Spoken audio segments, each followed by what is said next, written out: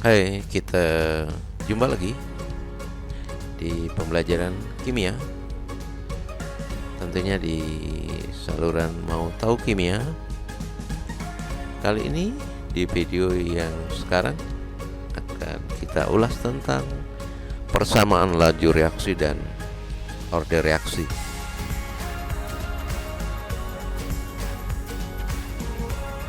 Saya ingin ulang kembali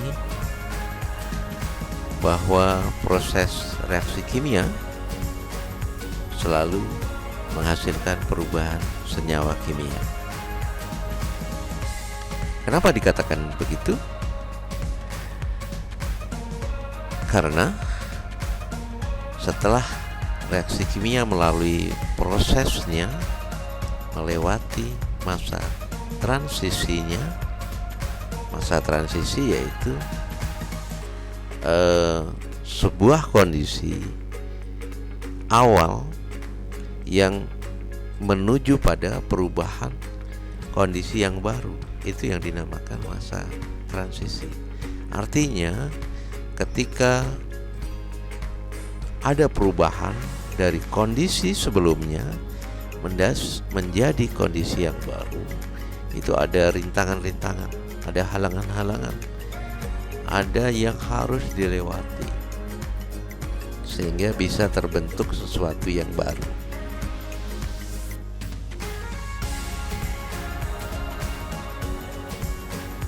Kalau boleh saya gambarkan bahwa dalam proses kimia itu awalnya ada material dasarnya. Secara umum dalam kehidupan sehari-hari, kalau kita misalnya memasak atau membuat sesuatu, pasti kita memerlukan bahan dasarnya atau material dasarnya, bahan bakunya.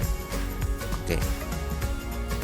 Kemudian dalam kimia, bahan baku material dasar ini dinamakan sebagai senyawa reaktan. Oke. Senyawa reaktan. Jadi material dasar ini dalam kimia dinamakan sebagai senyawa reaktan atau reaktan ya. Oke.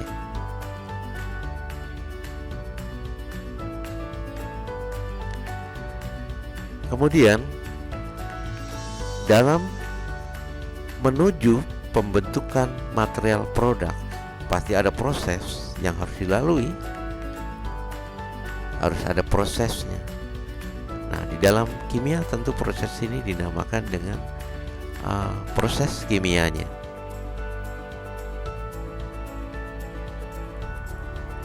atau reaksi kimianya.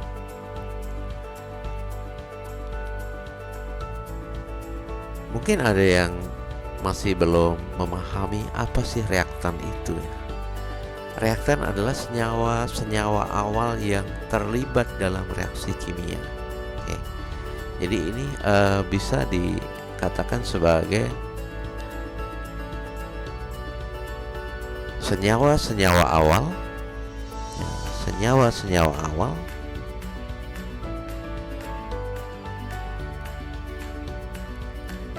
senyawa-senyawa awal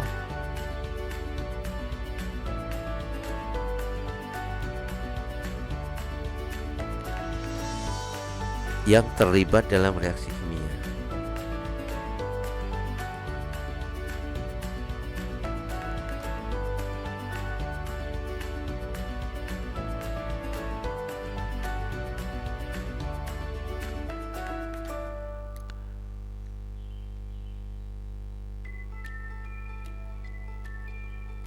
Oke. Pasti dia punya ciri-ciri.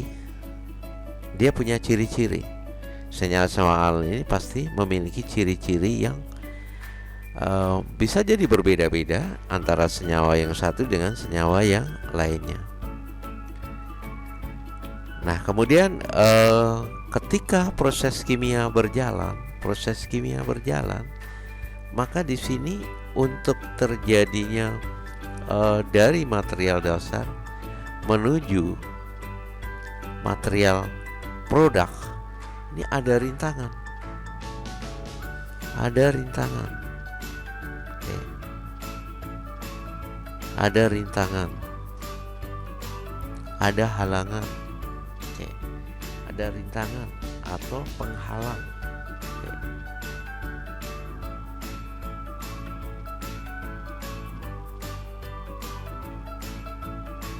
Ada penghalang.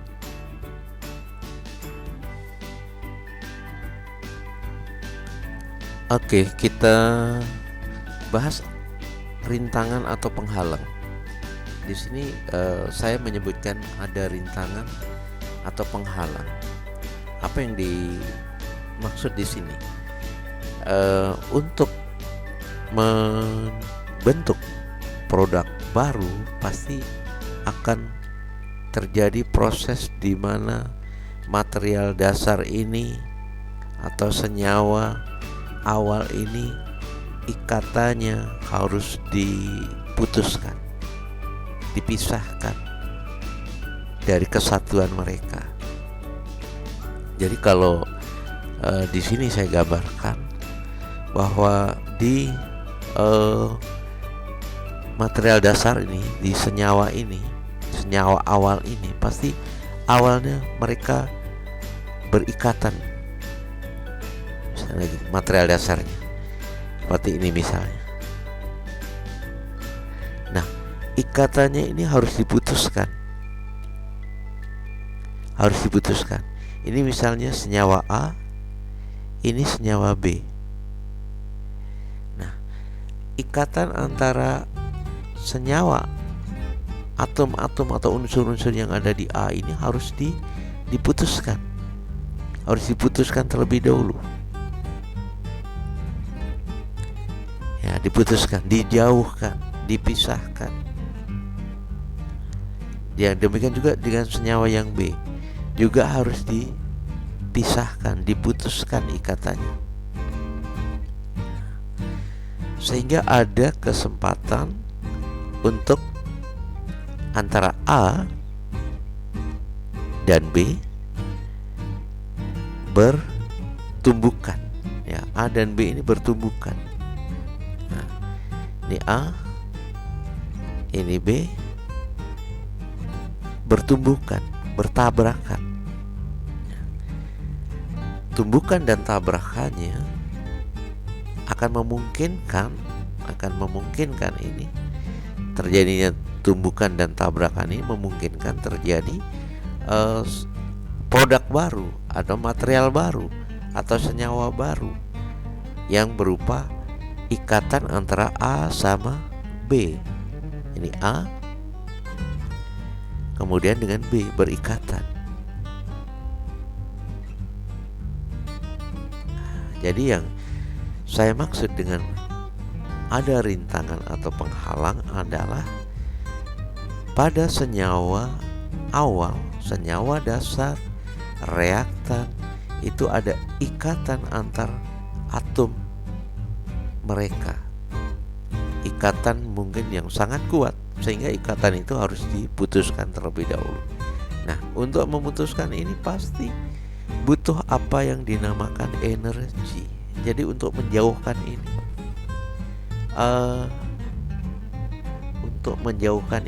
perlu energi. Oke, perlu energi.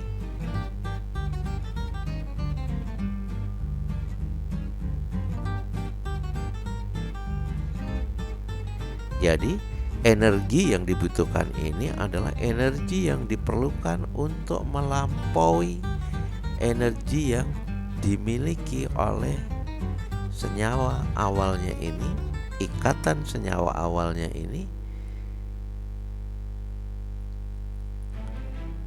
Dia memiliki energi aktivasi namanya, energi aktivasi.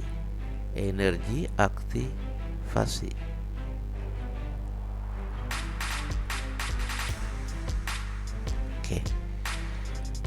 Jadi untuk terjadinya produk material baru dalam proses kimia, diperlukan energi yang melampaui daripada energi aktivasi. Energi aktivasi itu adalah energi yang dimiliki oleh senyawa yang saling berikatan, dan energi itu sangat kuat sehingga menyatukan mereka, sehingga kalau ingin membentuk produk baru, ikatan antar mereka harus diputuskan terlebih dahulu. Oke. Itulah yang saya maksud dengan adanya rintangan atau penghalang. Jadi rintangan atau penghalang di sini adalah energi aktivasi. Energi aktivasi.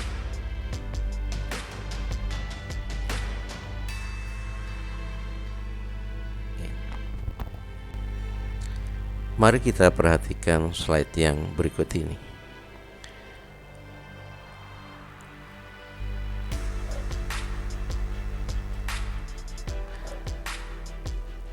Di sini ada senyawa A dan senyawa B. Senyawa A dan senyawa B kita anggap sebagai reaktan. Senyawa awalnya, bahan bakunya, materialnya. Dan di bagian tengah ini terlihat ada yang diarsir menggambarkan dia berikatan antar atom atau molekul dari senyawa A. Demikian juga dengan senyawa B, ada ikatan. Dan ikatan ini memiliki energi yang tadi kita katakan sebagai penghalang atau perintang ketika kita ingin menghasilkan senyawa baru. Kita proses melalui reaksi kimia menghasilkan senyawa baru, maka ada rintangan, ada penghalang, yaitu ikatan antar atom atau molekul senyawa reaktannya. Dan ikatan antar molekul senyawa A dan B merupakan rintangan karena ikatan itu memiliki energi berupa energi aktivasi molekul reaktan.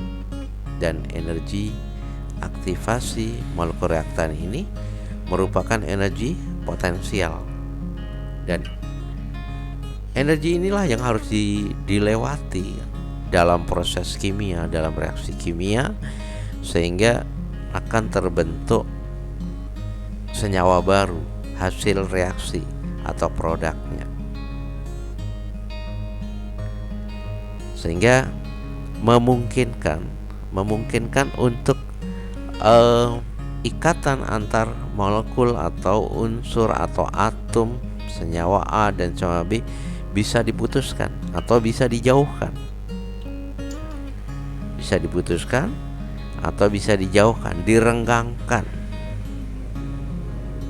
Sehingga ketika terjadi tabrakan-tabrakan, memungkinkan terjadi ikatan baru antara atom atau molekul A dengan molekul B, sehingga terbentuk senyawa hasil reaksi yang baru.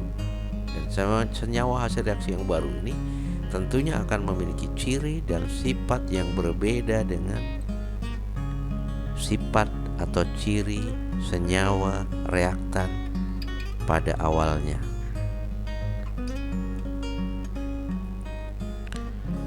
Selanjutnya kita lihat slide ini, bahwa agar terjadi reaksi kimia, maka apa yang dinamakan energi aktivasi tadi, yang merupakan energi potensial, harus dilampaui dalam proses kimia. Jadi untuk terjadi proses kimia hingga menghasilkan senyawa baru atau produk, maka harus ada energi yang bisa melampaui daripada energi aktivasi. Nah, kemudian hanya pasangan reaktan yang memiliki energi kinetik yang cukup, yang dapat melonggarkan ikatannya dan terjadi pengaturan ulang atom-atomnya sewaktu tercapai keadaan transisi, di mana keadaan transisi tadi saya sampaikan bahwa keadaan di mana kondisi terjadi perubahan dari keadaan awal menjadi keadaan baru ke keadaan yang baru. Jadi di antara keadaan awal dan keadaan baru itulah yang dinamakan transisi, atau dari keadaan bahan baku yang berikatan sesama atom molekul bahan bakunya, bahan dasarnya, reaktannya, dan ketika dia mulai ingin melepaskan antar ikatannya, mulai terlepas, mulai merenggang, mulai menjauh, dan akan terjadi tarik menarik antara atom-atom tersebut dengan ikatan yang baru. Nah, itulah yang dinamakan kondisi transisi. Dan di situ akan terjadi pengaturan ulang atom-atomnya sewaktu tercapai keadaan transisi. Dan disitulah akan terjadi hasil reaksi atau terjadi pemisahan antara reaktan dengan hasil reaksi.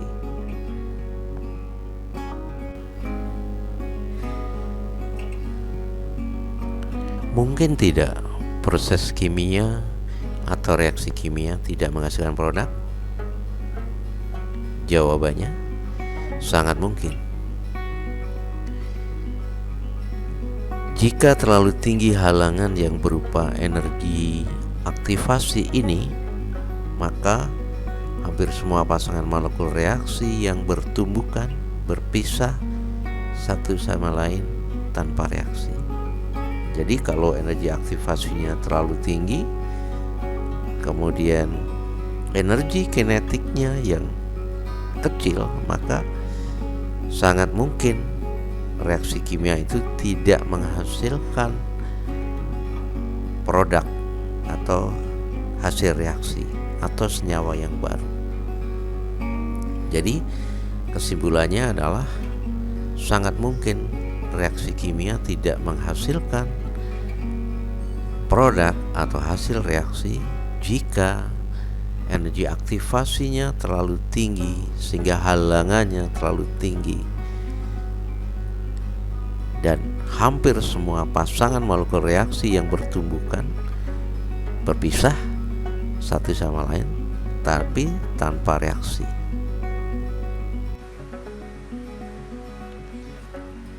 Reaksi kimia ada yang berlangsung sangat cepat sehingga membutuhkan waktu yang sangat singkat, seperti yang terjadi pada reaksi pembakaran karbon.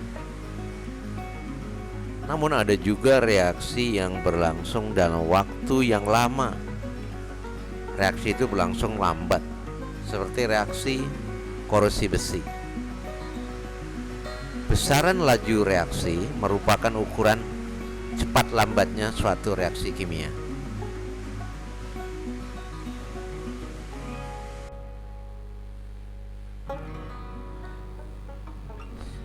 Kita lanjutkan lagi pembahasan kita tentang laju reaksi. Laju reaksi itu bisa kita lihat dari diagram ini. Pengertiannya bisa kita perhatikan dari diagram ini. Antara perbandingan konsentrasi dengan waktu. Konsentrasi dalam hal ini dicontohkan konsentrasi reaksi zat A dengan konsentrasi hasil reaksi zat B. Oke. Atau bisa dituliskan di sini A bereaksi menjadi B.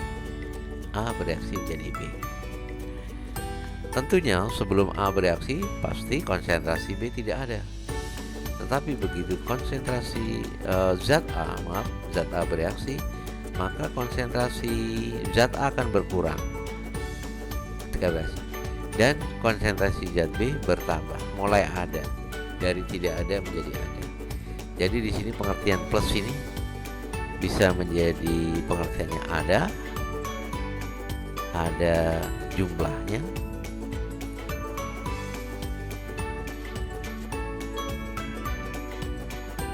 yang awalnya tidak ada. Kemudian ini negatif, pengertian adalah berkurang.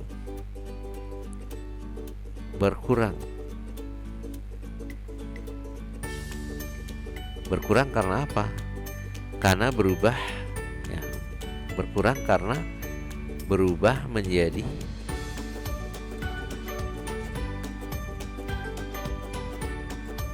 produk, ya, menjadi produk. Oke. Jadi berkurangnya reaktan itu karena zatnya, senyawanya berubah menjadi produk. Kemudian perubahan konsentrasi reaktan atau produk per satuan waktu merupakan definisi dari laju reaksi. Jadi kalau laju reaksi disimbolkan dengan R, maka laju reaksi adalah perbandingan dari perubahan konsentrasi A per satuan waktu.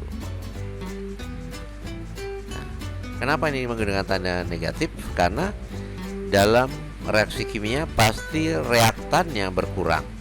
Tapi kalau dilihat dari sisi produk, maka di sini bertambah. Awalnya nggak ada menjadi ada.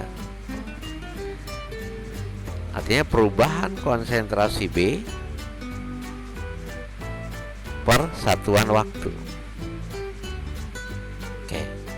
Inilah definisi daripada laju reaksi. Oke. Laju reaksi dan rumusan laju reaksi.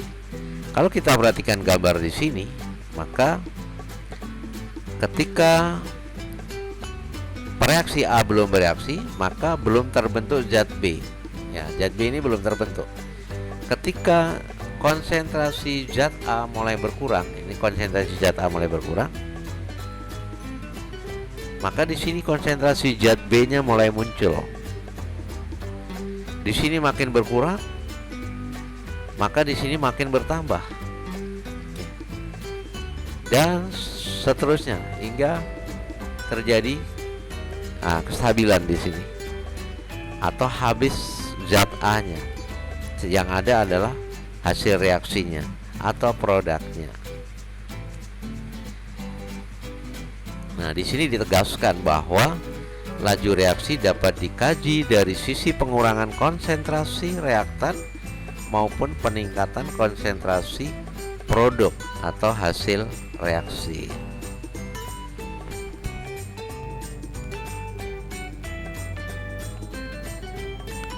Pengendali reaksi kimia adalah konsentrasi reaktan. Artinya yang menentukan laju reaksi itu adalah kondisi daripada reaktannya.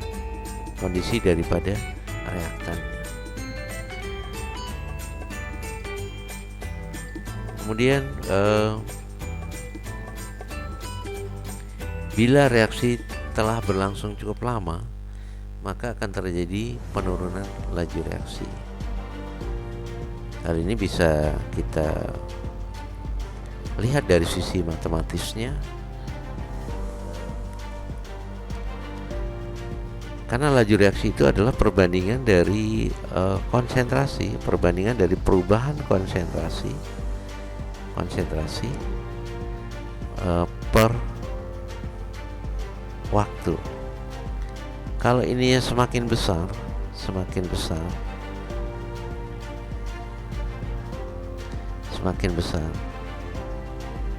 sementara konsentrasinya semakin berkurang,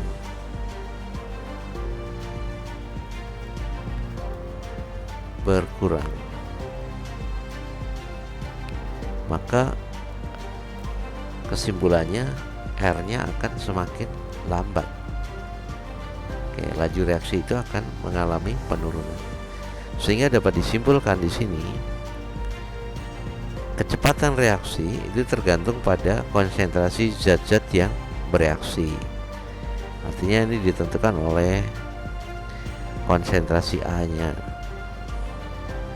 Kemudian yang kedua, kecepatan reaksi kimia selalu berbanding lurus dengan konsentrasi reaktan dengan pangkat tertentu atau yang dinamakan dengan orde reaksi. Jadi artinya ketika konsentrasinya dinaikkan dua kali misalnya. Ketika konsentrasi A ini dinaikkan dua kali,